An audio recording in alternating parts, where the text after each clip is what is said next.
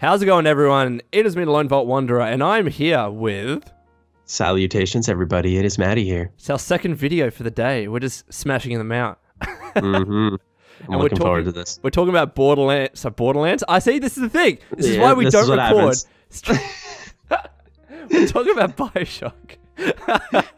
Great start. And we're talking about the next potential Bioshock and where this game could be set.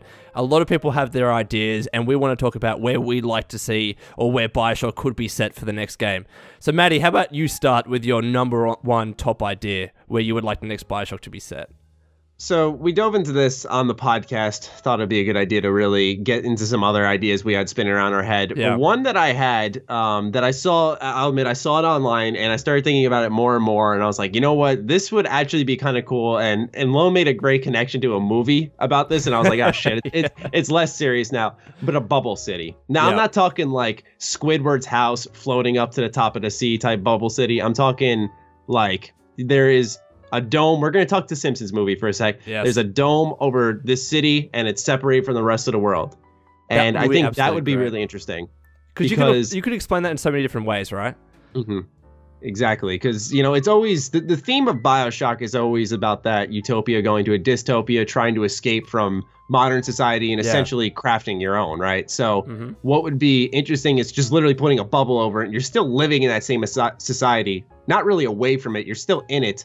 And like I said, I mean, we could really rely on the Simpsons movie here for a second and say like how they got the supplies in the Simpsons movie into the dome in the same way. You know, there are traders and importers and stuff, but there's just this complete disassociation from the rest of the world. And obviously shit goes wrong inside this bubble. Well, exactly. And you can also explain it in a way where, let's say, some sort of government, some sort of corporation actually traps people within the bubble. So they're not confining themselves, you know, of their own volition. Usually, you know, with Bioshock 1, you had Andrew Ryan say, I want to create this underwater city. And you had similar with Comstock and Columbia and Infinite. What if this Bioshock was people are trapped within the city, but they make do? They make do with the dome. They somehow get supplies in and create. They get trapped and they panic and they're like, "Oh wait, this isn't too bad." It's actually pretty cool. It is pretty bad, you know. And they catch on to something going on with the government. Create some sort of uprising too. It could be a really, really cool story. Oh yeah, because you know that's one thing that was awesome about Bioshock Infinite is that you saw the start of all that uprising. Like you saw the life in the city when you first arrived. And then, I mean, I guess I wouldn't say you saw the start of the uprising. You really caused it. And then you kind of walk into it later on in the game. So I thought that actually would be really interesting in a bubble city. It'd be awesome. And just to see how people are coping, you know? We need a more serious name, though. We can't just call it Bubble City. Dome City. Dome City, yeah. Yeah, because Bubble City is like, come on, what are you, 5? So yeah, Dome City. We'd think of something really, really cool. But I love that idea. I mean, even though the Simpsons movie was average, I liked that aspect of it. I just thought it was average. I thought that movie was funny. It was only funny when you saw Bart Simpson's penis, but anyways. Yeah, I was just thinking of that scene. I was like, I'm not going to say anything. That was great. But the next idea that I'll bring up, and this is something we talked about on the podcast, but we can flesh it out here, is the whole having an underground city. We've been under the water, we've been in the air. Having an underground city could be cool. Now, I think it was Carrick that drew references to Fallout and there being vaults, etc. That's not really what I had in mind. I mean, I was thinking like underground caverns and diamond mines and underground volcanoes. Like you could really experiment with some awesome settings and some awesome colors in that city. And it could be similar to kind of Andrew Ryan, you know, they wanted to create a utopian city that went to shit or whatever it is, but it would be a really, really cool setting that fits with Bioshock, I think. Yeah, I mean, it would be interesting if when they went into these underground caverns, they found some type of rock that turned into a renewable resource to allow them to continue living there. Because a great idea. One thing about Bioshock is that they always explain literally everything that happens in the universe. So it's not just they went into underground, they just started living there. You know, they got to explain how they're somehow still able to continue life down there. Like I said, in Bioshock 1, it was really cool finding out about how they planted trees down there, and that's what's providing the oxygen.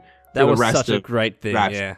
Right, and like you look outside the window and you see like trees inside these tubes specifically with little pipes going into different sections of Rapture. Yeah. So, you know, that type of explanation is definitely necessary. So let's say it is underground. One thing that we should talk about with all of these settings is when do we want it set, right? Because like, do we still, tough. It's got to be in the 1960s or ish, around there, 1950s, 1960s. It's got to have that theme. I completely agree. I guess, where do you have it set in relation to, and I know the story is so convoluted, there are different worlds, etc., but where do you have it set in relation to Rapture, and when do you have it set in relation to Columbia? Or does this game, because it is set in such a confined setting, just keep the 1940s, 50s theme, and then just don't have any like, you can have Easter eggs, but have absolutely no reference or connections to Rapture and Columbia? Imagine you're born into this society. This is kind of in my theme with this. In fact, instead of entering it, you're born into it. And you think, because of the aesthetics, because of the setup, you know, it's the 1940s stuff, because they've been confined for so long, they haven't updated what their music culture is and stuff. And then you exit, and it turns out, you know, whatever you get out of this dystopian society now, it turns out it's like thousands of years in the future. Like super future. That would be interesting. I don't know if you ever watched the movie. I think it was called The Island, where they were kind of like in this corporation trapped them. I think they were clones or something like that, and they were being bred to be able to have a new body for someone else. So when they died, they could be, I guess, transported into that new body. But when they escape, they find out about this new world and stuff like that. That could be really cool if someone was confined and that's all they knew. And every time maybe they asked about the new world, or where was this music track came from? Who created this? And people try and explain that away, but then you find out about it. Oh my God. Yeah. You escape this cavern area, you find out, like, instead of like, oh, look how much has changed, no one's there. It's just completely empty, right? And everyone has left this planet because it's dying, and literally you were like the only civilization there, and now you got to find your way to another planet in the next game or something like that. That would be insane. You know what? That leads really nicely into the next potential setting, because it is a Bioshock game, right? It has its roots and origins in System Shock, and I guess the question is the next place for Bioshock to take place is it space? Is it somewhere on a new planet or a space station? I know it's similar to System Shock, and it's also similar to Prey, which we just had, which is also influenced by System Shock and Bioshock. But would it still be cool to have a Bioshock game set in space? Yeah, I mean, Bioshock, anything's pretty cool. But, you know, it's just, like you've said, we've seen a lot of these games set on these space stations, these derelict space stations that, you know, things go, there's an experiment and things go wrong. We've seen a lot of it before, so for it to be set in space, I think it would have to be super unique and really have something that made it just not sci-fi space kind of things. You know, it had to be something really different and unique, I feel. See, I have an idea, right? I mean, I mentioned this in the podcast where it could be this kind of entrepreneur that's saying, I want to be the first person to set up a settlement on Mars or some sort of planet, right? But because of the oxygen levels there, they create a dome on Mars, and that's how they survive. So it's not really like they kind of create this utopian city. I don't know if you ever watched, ever played Soma, but there is this kind of utopian place at the... just a spoiler. Anyways, it's a nice place. Lovely trees, you know, clear skies and all of that. So you could kind of have that on Mars, and maybe you don't know about the outside world on Mars, and then you find out about it. I don't know. Like, it's space, but it's not really, right? It's kind of confined and... Yeah, no, that would be cool. A different planet in general would be really interesting to find out, like, you left the planet Earth for another one because how bad things were getting or how free you were desperate to be. Yeah. One idea that I did read online, kind of going off the space idea, was that a lot of people were saying, like, set it during the Cold War, during the space race or something, and have it be almost like a communist type of setting.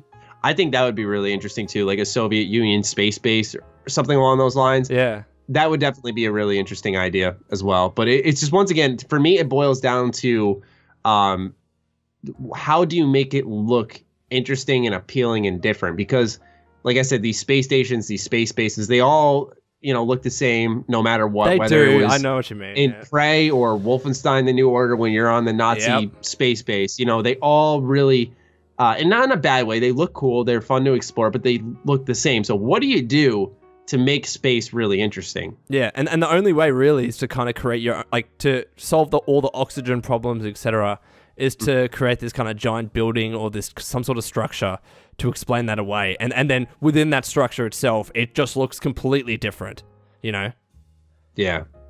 No, I think it could... There's the thing, is that all these settings could work. They just need the right ideas and context in place to really flush it out. But I guess the next question is, all right, do we have to go to a new setting? Is there still space for Bioshock's story, I guess, to be expounded upon within the context of Rapture or within the context of Columbia? Would you like to see us return to either of those two settings? Well, with Rapture, we've had 2 games there, and it's not that we haven't seen all of Rapture. Like an open world Rapture game, that would be amazing, and really get a feel for life before things went wrong, like Definitely. A true one. We get a little taste of it in Burial at Sea, you know, kind of, but I think personally, even in Columbia, I don't know if there was room to tell more story of the city there. I mean, some people say that it wasn't as well flushed out as Rapture, and I can understand why, because you know, Rapture's had 2 games dedicated to it. I just feel like it would show almost a lack of creativity, a lack of wanting to take us somewhere new. Yeah. That's just my 2 cents, though. I think a lot of people would really welcome the idea of going back to Rapture or Columbia because they're such fantastic settings. There's really nothing quite like them. No, they're really brilliant settings, but I guess the problem is when you say, all right, we're set in Rapture or we're set in Columbia, you're instantly tying yourself down to Ken Levine and the past. Like, there's no other... I guess this is kind of the problem that Bioshock 2 had, or at least some people had with Bioshock 2. Ken Levine created Rapture, Ken Levine created Columbia, and I guess the worry is if another developer tried to go back to those settings and mess everything up and you know, tell more stories and tell more lore, because it has to happen. You can't just base absolutely everything on what Ken Levine already created. You have to tell something new for the game to work. Then maybe you're not doing justice to what Ken Levine envisioned. And it's always going to have those, I guess, anchors to the past, where maybe the best thing for this new studio is just to branch out completely and to do something new, so they, you know, they don't always have people judging them against what Ken Levine did. Yeah, exactly. Breaking free, I think, is really important for the series to establish. I wouldn't say an identity, but for the studio, rather, to get its own identity. Yeah. Because, like you said, it's very much tied to Ken Levine and just how well tied together this entire universe is and how ridiculously mind-blowing this series is consistently. So, yeah, like I said, I think... I love Rapture. I love Columbia. I'd love to see an open world setting for both these games. But also, with that said, would that even work? Because I think what's really special about both these games is that they have not like hubs or anything. They're just levels. Yeah. And it brings you back to a more classic time. And what's cool about Bioshock is I was actually watching the documentary that came with Bioshock, the collection. Yeah, that's really cool. And Ken Levine was saying how each area, each level, they made sure they had like a theme and they rolled with it. Yeah. And I think that's one thing that we have to keep in mind too, is that how many more themes can you implement into Rapture, right?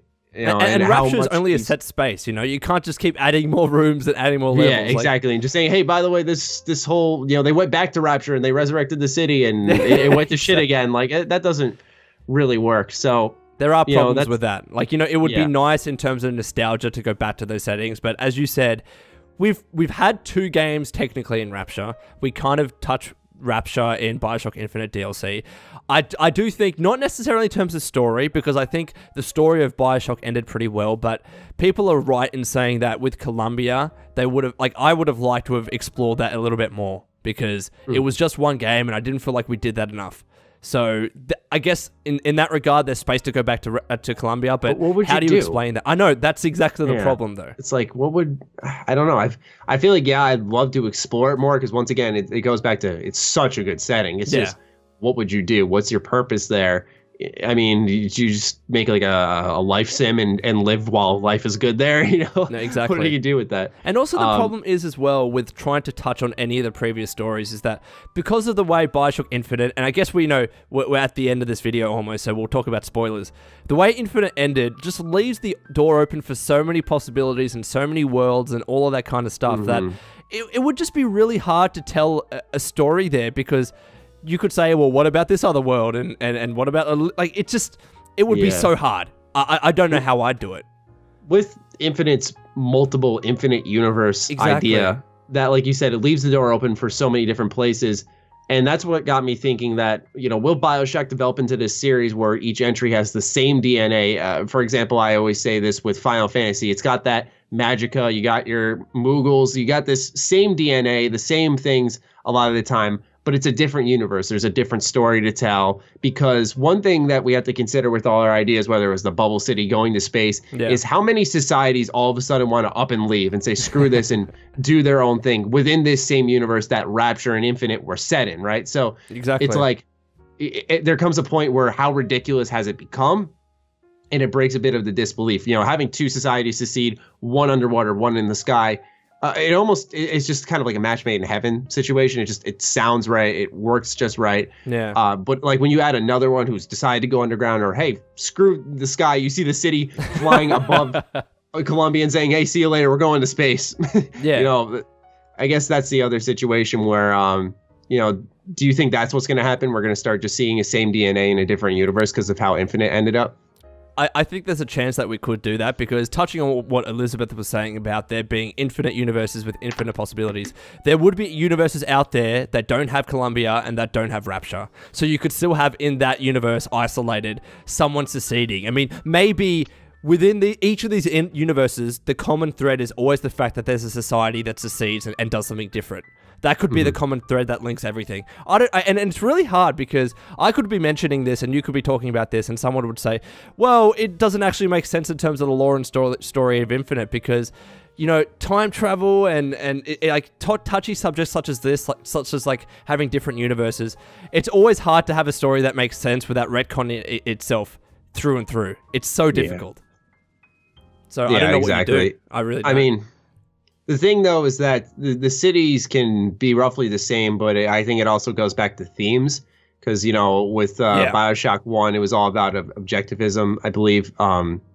Whereas, you know, I think Infinite was more of a focus on religion. So it's like, do you just, instead of focusing on the setting, do they just kind of pick wherever and then decide, okay, it's about the themes because that's what's going to make the world? Because it's one of those situations where, does the world feed off of the plot, or does the plot feed off of the world kind of situation? So, and you also have to explain as well, you know, how, because Bioshock has to have some sort of powers or ability system. Like, you need to be able to throw out something from your hand, like electricity or fire or whatever it is. And each of those games explain, I guess, whether you think they explain them pretty well, but at least they had a reasoning. You know, Adam in Bioshock 1, for instance, that's how they got the superpowers. You'd have to also have something to explain that in the next Bioshock game as well. And after a while, you think, well, they just keep coming up with these stupid reasons to justify there being powers in these games. You know, true. So it's one of those situations where between a rock and a hard place, and they got to come up with ideas fast. And I think we just have to tie this video up nicely.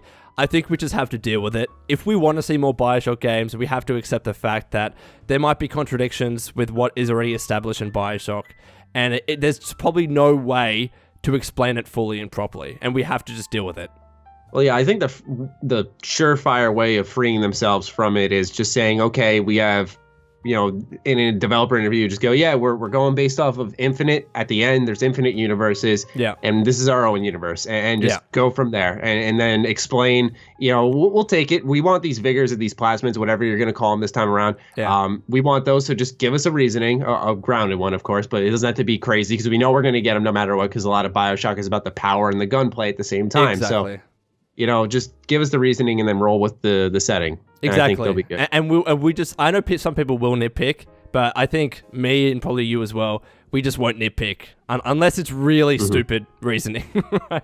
Well, yeah, that's the thing, is that sometimes I think developers will settle a little too much and say, like, all right, let's just get to the nitty gritty. It's like, wait, that didn't make sense at all. You need to get from A to B properly. But anyways, this has also been a 20-minute video too. So we've been recording for close to 50 minutes now. Matty, thank you so much. And the way we ended it last time is because I introduced this video. You actually have to end this video. Correct, I do. So should I do my normal outro? Just do you think your normal, viewers do what you think is best. All right. Well, thank you guys so much for joining us on this video. We'd love to hear your suggestions for a Bioshock 3 setting in the comments down below. And we will catch you in whatever collaboration we decide to do next. Stay sexy, stay active. I love you all. Peace.